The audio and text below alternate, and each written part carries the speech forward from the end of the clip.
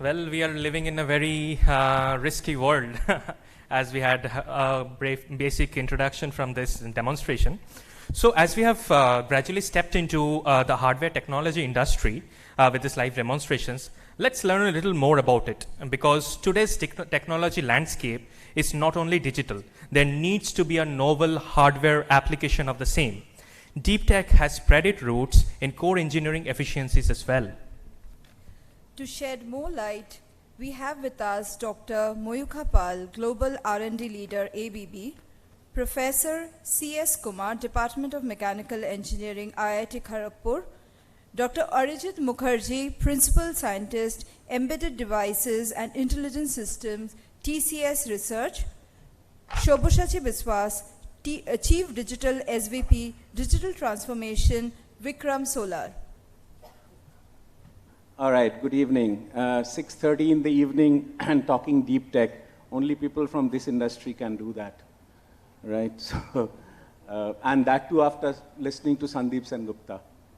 So deep tech to bring efficiencies in engineering or bringing engineering efficiencies, manufacturing engineering efficiencies, that's the topic. I've got a very esteemed audience, esteemed panelists with us, Professor Kumar from IIT Kharagpur, Arijit from TCS Research, and Mayukha from, who leads the R&D in ABB.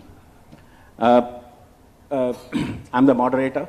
I'd like to hear from them, and I'd like to request you all to ask a few questions.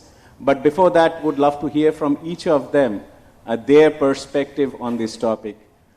And before you start, tell a little bit about myself. I started my career in early 90s, in absolutely early 90 when IT wasn't so big deal, right? Or rather, I would say it was really big deal. It wasn't that common.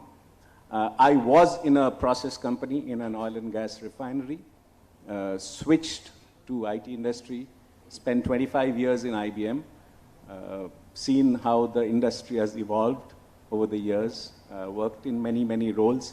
And 2 months back, I joined Vikram Solar. At this point in time, I'm at the convergence of renewable, sustainability, and digital. How good is that? Living the dream. So the last few months has redefined AI.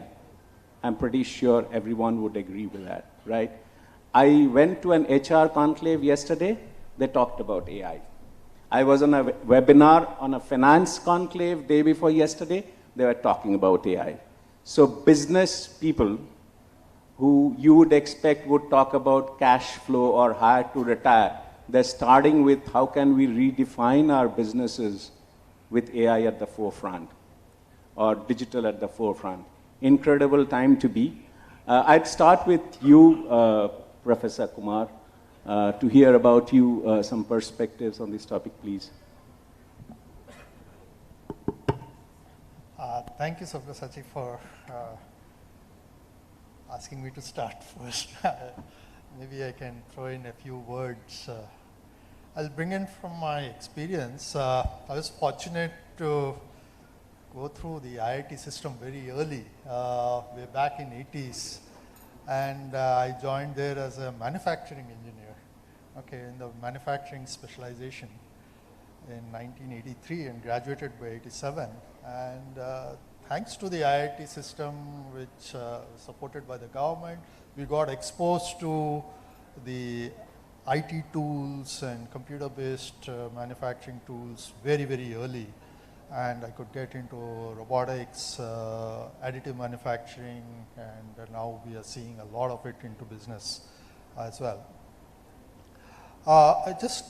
We could see the transformation, the way it has happened, which has led to, at that time we were saying that it will impact the lives, jobs will be taken away, but what has, big change has happened as a consequence of this deep tech adoption over the years, and it's getting accelerated in the last couple of years, as I rightly pointed out. is the tremendous change in which the design to manufacturing cycles of any new product development is taking place. The design phase is extremely dependent on computer-based simulation models. They are becoming the core of the so-called digital twin, and by the time you manufacture, you have a computer model ready and a real physical model. And then when you are trying to validate and you want to see the next version improved out of it, you have data coming from both.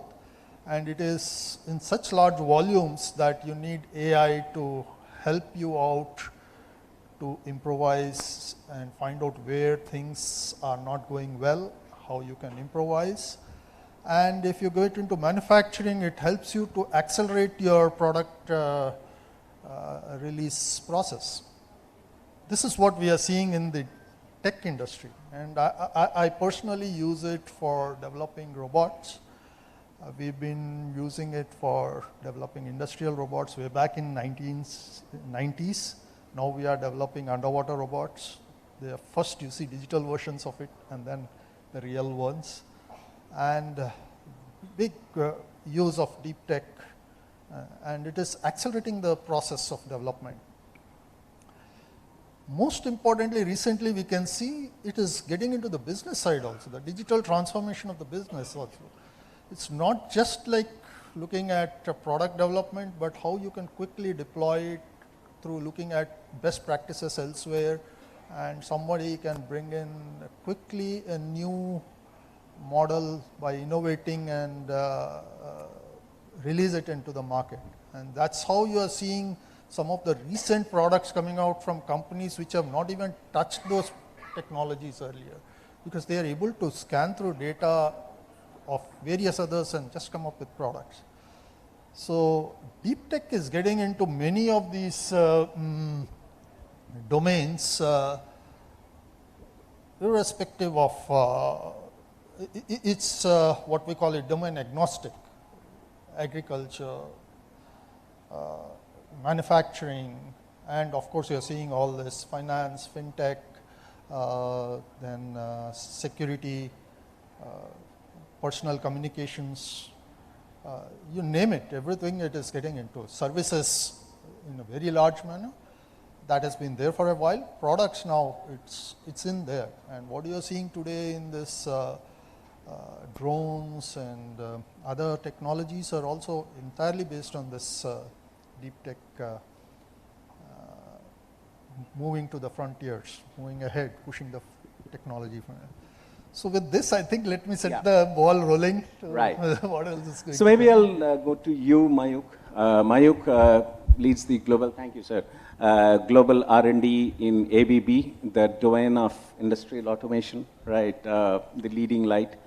Mayukha, I came from IBM to a manufacturing company. And the first expectation on me is the next factory, what we'll do will be a lights out factory, right? What used to be really cool is now a new normal, right? No one wants to make a factory which is not a lights out factory. What is your experience, if you can share, in terms of some of the real life examples as you face with your customers or with your partners? Sure. Thank you, Sabyasachi. So the engineering efficiency through deep tech, if you see, for example, the smart factories that you talked of, or how do you basically, if you look at the energy industry in general, this industry have been evolving in a very fast pace. Especially currently we are in a digital revolution and also the energy revolution. So it's like a conjecture of both.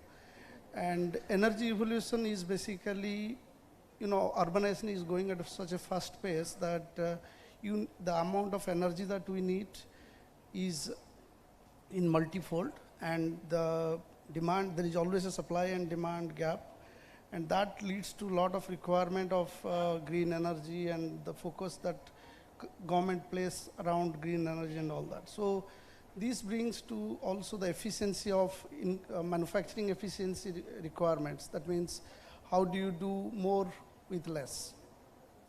So one of the example that, for example, a smart factory example that I'll give is that we have seen with customers that they look for the whole fleet of their manufacturing systems or the manufacturing plants to be automated with a variety of industrial IoT sensors and then the control systems so that it is automated, and also the decision making process to be automated with the robotics in the assembly lines, and also the decision making and the predictive and prescriptive maintenance. So if you see in these scenarios, the efficiency of a manufacturing setup or engineering setup, you can really talk about around 10 to 15% of productivity increase, around 25% of efficiency in the machines that are used in the engineering. So that's a huge deal. That means you are able to predict the machine failures ahead of time and do the scheduled maintenance and all that. So that means you are not talking of any shutdown of your assembly lines and all the lines. And similarly, also the product, the quality, how do you do the quality, the visualization of the products, all are automated through the deep tech. That means you are in the assembly line, you are visualizing through image-based signals and then processing them, and the rejection is done with the automation through robots and all that. So this is how the whole of the manufacturing is getting enhanced, the smart ecosystem is getting enhanced. And onto the energy revolution side, one more example that I would give is that if you look at, for example, the amount of energy that we need, if there are variety of shutdowns, like faults are happening in the electrical systems, or let's say there are different kind of calamities that are happening, which sometimes 3, 5, 7 million people are blackout in a certain area. So you cannot even live for an hour without your mobiles or the electric energy. So when these blackouts are really a threat to the kind of systems that we are talking, or the world we are living.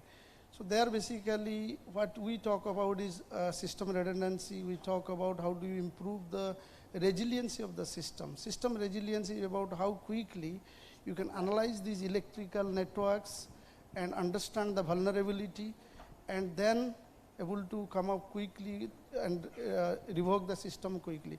So these are again the data-driven analysis through complex network and variety other data-driven analysis with machine learning and physics or analytics that we bring to the digital substations with advanced control systems and control products, both in edge and cloud, to solve these kind of problems. This is how we bring the value to the system. Excellent, Mayukha. So with that, what I'll do is I'll turn to Arijit, who is the principal scientist with TCS Research. Arijit, he's the dilemma, right? And we had been reading about it, large language models bringing marvel in the way we are, redefining our work, future of work. We also hear the amount of energy it is consuming, right? Which sort of goes against our sustainability goals, green goals. Arijit, general perspective about the topic, and would love to hear about the one which I just talked about. Okay. Let me start with a few data points. So we were just having a session on Gen AI. So let me start with a few data points. Over the last few years, the transformer models, that is the basis of Gen AI, the transformer models, the compute capacity required for these transformer models have risen by 750 times in the last 2 years. The size of these transformer models have increased by 410 times over the last 2 years. Whereas all your AI accelerators that you get, Intel Neural Compute Stack and so, all these accelerators, their DRAM memory capacity has increased only by 2x. So that gives us a concern about the memory wall. So how you cannot possibly store these large models on these small accelerator devices. Now one option could have been you use a lot of devices, distribute your computing over these devices. Then we hit the second memory wall, that is because of the flops or the floating point operations of these hardware. That has increased by around 60K times over the last 2-3 years, whereas the data transfer speed of these memory units and even if you connect distributed systems, the interconnect, that has risen by only 30 to 100 times. So that is the second part of the memory wall. So effectively what happens is, if you train, say, GPT-3, if you train a full cycle of GPT-3 once, the energy consumption or the carbon footprint is equivalent to a trans-American Boeing 657 full flight. That's too much. We cannot sustain it. So what is the alternative? These are the things that we try to look at, especially think about the first deep learning model that Google came out with, recognizing cats and dogs. So Google trained that model with 100,000 images of cats and dogs. Think about yourself. How many cats and dogs did your mom show you so that you started recognizing between cats and dogs? So can we have something, some type of model, some learning paradigms where you can learn like humans? So that is the concern that we are trying to address in our team. So we can talk from that angle. Perfect. So Arijit, before we go to that and we open up for any questions or insights from the floor, sir, we talked about data, right? We're just sitting in the lobby, we're talking about data. Interconnected systems, massive operations, operating models, creating petabytes of data, right? So what's the perspective from an academician? What's being thought about with the new oil? What do we do about it? Well, as rightly pointed out, the amount of data that is getting generated now when we are digitizing, or this process of digitization is happening, is actually far, far more than what you would have seen through very simple images or pictures shown. Like humans will learn very quickly by showing a few images and you pick up things like that. But making computers do that, you need far, far more amount of images, processing capability and all that. But then at the same time, there are attempts to simplify these processes into getting into yet another level of computing paradigms. I don't know if many of you are the so-called neuromorphic computing. Okay, therein the energy consumption levels have come down significantly. It is like, we can process humans or any animals or even small insects can look at images and quickly make decisions. The amount of processing power, energy they consume is very, very less. Whereas if you want to maintain a data center, they are trying to, in order to just to ensure that it doesn't heat up, Google is also thinking of putting data centers inside the oceans, okay, to cool it down. It's too enormous amount of that. But brains can do it in much less. We don't overheat. Okay. So neuromorphic computing is coming in there, and that's a different paradigm. So if you want to say that in terms of what the technology edge is moving, it is moving into some domains wherein energy consumptions are being targeted to bring down low. Little data, rapid learning, and faster learning processes are coming in there. It is getting into smaller size devices, no doubt. Small is beautiful, like everyone says. It's happening. Nanotech is making that happen. And you can see now a lot of things being done by smaller devices, like why drones are so popular now. They are able to do is, in that small device, you can do many, many more things which otherwise you would require a huge other system to manage. So things, the way the technology is moving and making it a smaller, effective computing, moving again into the edge, they don't need to communicate to its servers. You can take decisions there just like a bee can go to a particular flower and know what to do there. It is going to happen like that. And we see that the forefront of technology is going in that direction. And industry will eventually have to take up to that. But academia is preparing people to see this thing coming up in future. If not today, 5, 10 years down the line, you will see this happening. Excellent. You wanted to comment on this? Excellent. My exact intention was to bring up this idea of neuromorphic computing, because that's where I work in. So rightly Professor said that this isn't completely new paradigm. So your computing systems, the processors, I'll go a wee bit technical here. So you probably have heard about von Neumann systems. That's what your current computing systems are. You have a CPU, you have a memory, and data flows between the CPU and the memory. That is the primary reason where the memory wall brings the concern. Now these neuromorphic chips are created as mammalian brains, connections of millions of neurons and synapses. The neurons process the data, the synapses are the intermediate storage. And that's why, because data and computer co-located, you consume less energy, estimated to be about 1,000 times less than conventional computing. At least in our experiments, we have found stuff like that. There is still one problem here. The reason is, see, as I said, I'll go a wee bit technical here. So you know all these deep learning things, machine learning, AI, they use this idea called backpropagation. So they take the error and flow it back to the input. They use a method called differentiation. So it's 12th standard calculus. They use differentiation. Problem here is, in neuromorphic chips, the processing is done in terms of spikes. So your neurons spike or not. That is the data that is moving through. That is the data based on which you do the processing. The problem is, you can't differentiate a spike. It's just a spike, right? There's no differentiation of a spike. So people are right now researching in ways how to make this learning more effective in the neuromorphic systems. That is one of the main concerns. So right now you'll see only Intel has one chip that is still now not out in the market, Loihi. They probably will come out by Q4 or something. The only chip that we have seen that we could buy in the market was called Akida from BrainChip.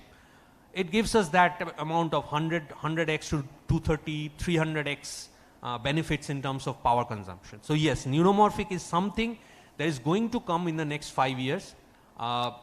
If you haven't started looking at it, this is the time you should start, because it's a completely different way of making things happen, different paradigm of computing.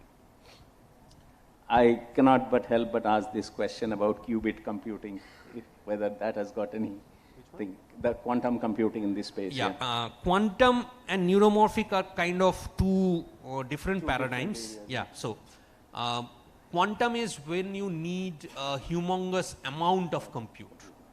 So things like security, cyber security, these are the areas where compute becomes more useful, quantum becomes more useful. Neuromorphic is more on the edge side, where you want to embed intelligence at the edge with less and less power consumption. I'll give you one example. Pacemakers. So right now, pacemakers capture your heart's data, and if you want continuous monitoring, the data is sent over the internet. Now, one risk is there that your body vitals are going over the public net. So it's a privacy issue.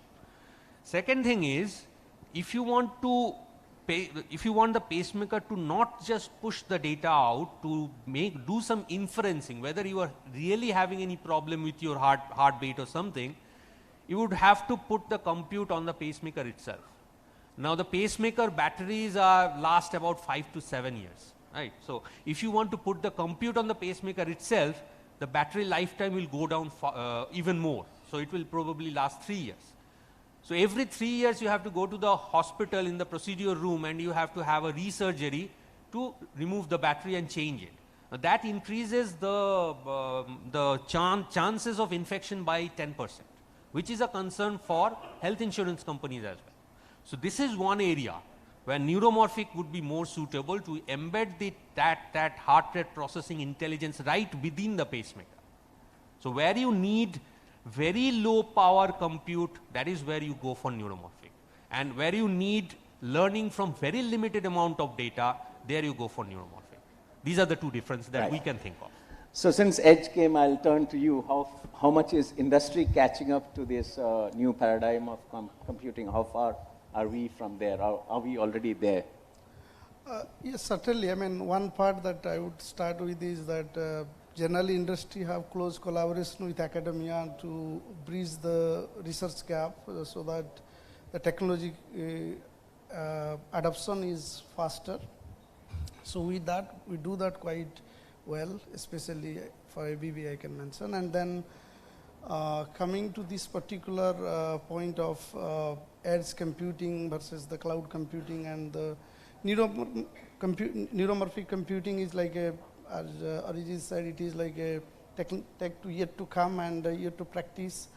But that's something going to really a paradigm to the computing. Yeah, it will redefine the computing. But what currently we have is the certain amount of quantum computing levels that you can practice, and then the edge and cloud computing. So two examples I'll give from the industry, or especially from engineering industry. So you look at the smart buildings, let's say. So smart buildings, we talk about thousands of sensors, variety of different sensors with different behavioral patterns that needs to capture. So these data in a day would be like gigabytes or petabytes of data that you will generate, because they also generate quite fast. And these data, which data would you process at edge, which data would you process at cloud? So that kind of decision. So we so we have certain amount of control systems that goes along with these IoT systems that when we offer a smart sensor solutions to customers, so we put these and these control systems, like we call it 800 series and all that, so which kind of collects these data, certain amounts of data we process at the edge. So that's what we were talking about, edge computing, where we can do certain amount of decision making about the building, let's say temperature or certain HVAC system and all that. But when you talk about certain live prediction of the machines and other things that are running, then we bring back to cloud and do those certain historical data analysis and all that in the cloud computing and do it. And then there are certain scenarios where you have security issues, like for example, we talk about substation related data and all that. So they are yet to see a lot of digitalizations because they are prone to threats. So you have seen recent ongoing Ukraine war. So that one of the power system was totally hacked, and there was a blackout for certain amount of time.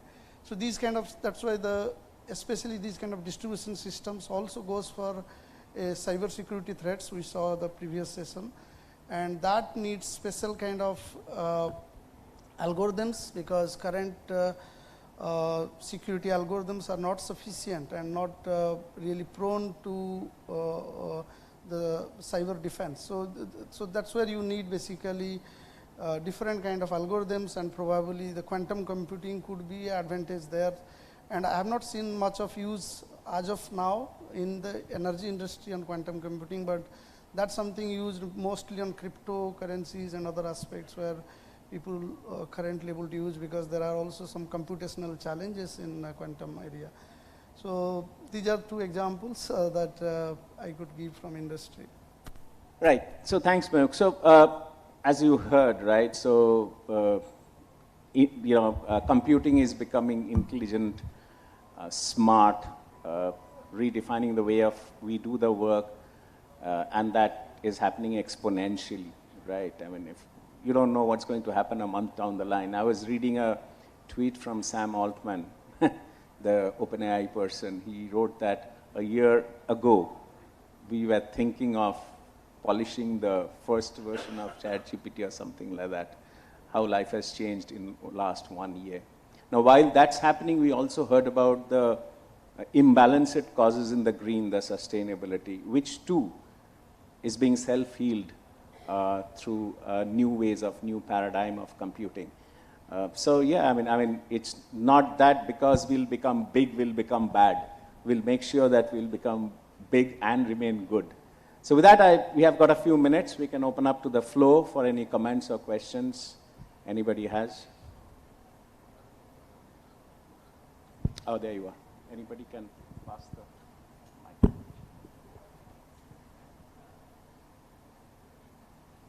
A mic for the gentleman, please.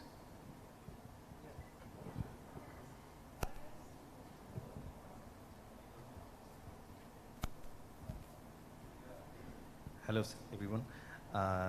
The question is Mukherjee. Dr. Mukherjee told that, yes, it is a problem for all of us right now, that we have very large models, very big models, but the point is everyone doesn't have that infrastructure as well. The point is, if I am running a company, if I am running a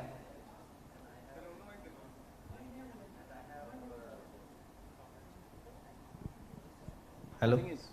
Yeah. Is there another mic? Is there another mic? His voice is dropping.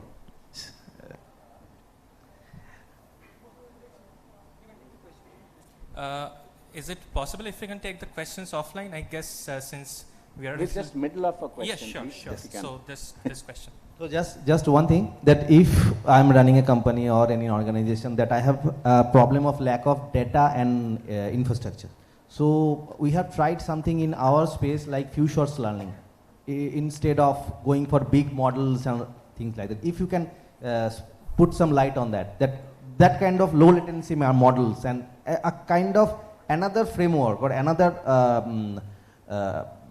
means what I am saying, that kind of another logic to solve these problems. Yeah, few shots learning is definitely one way of going at it, especially if you want to teach robots how to do things. But even in few shot learning, if you consider the amount of data transfer that is going on, you still need a more or less, I mean, not tiny, but more or less stable compute power. That is still von Neumann. If you really want to make it sustainable, and when you scale up your few shot learning to hundreds and thousands of robots, then you're still going to have a problem. So if you want to really change the outlook, then going von Neumann is probably the future safe way. Start thinking about non-von Neumann systems. Neuromorphic, the idea of neuromorphic, it's not even few shot. In case of few shot, you still have to run one epoch. In our case, in neuromorphic, we have seen we can train a system to recognize between, say, bottles and glasses and microphones, and then I test it with a completely different bottle or a completely different cup with just one image. So it may not be that accurate. The accuracy may not be 100%, but it is close to 95, 97% in most of the cases. So that is the benefit there. Okay, thank you. Thank you very much. Thank you. Just a second, I think, please. Yeah, sure. Yeah. Understand the rush. At least, yeah, you wanted to say something. Yeah, it's nice you pointed out that. Yeah, it's not always that when you have large data and all, you will have to, neuromorphic is something for the future. So with the current models and with the current this one, people have been trying to see how very quickly you can learn something and make things work, and there are models for it. I mean, it's not that you have reinforcement learning, you have recurrent learning processes, which are pretty traditional, been there for a while, and people can do quick learning, and human supported, assisted things can make things work very fast. You don't have to run through huge amounts of data. So you might collect a lot of data, but with few pattern recognized activities, you can do things much faster. That's also happening. And it's not just that we have to go entirely collect so much of it. These are other developments. And there are techniques like tiny edge, tiny ML, where you really can go tiny. So the name is actually tiny ML. Yeah, so Arijit, you might have to wind it up. So it's a real a privilege to have such intelligent people together in one stage. Please take the, other than me, 3 people. Sir, I right, so... Okay, so I think we can take the... Okay. Yes, one final. Vanishing gradient problem is one of the major problem in deep architecture. I like to know how neuromorphic architecture, how this is handled. This is not fully handled yet. As I said, backprop is a problem, but the learning algorithms in case of neuromorphic, specifically we use something called STDP, where this phase doesn't come actual at all. So the learning algorithms in neuromorphic are generally different. STDP, SRSP, these kind of algorithms are used. But we are still short of the actual learning algorithms in neuromorphic, just few things exist, which is why there is a huge body of researchers actually looking for practical new learning algorithms for neuromorphic. All right. Thank you. Please. Thank you so much, speakers. Sorry, we are having to wrap it up quickly. So I would just invite Mr. Arnob Chakraborty from founder and CEO of Asmaka Ventures to come on stage and give the small token of memento to the esteemed speakers over here.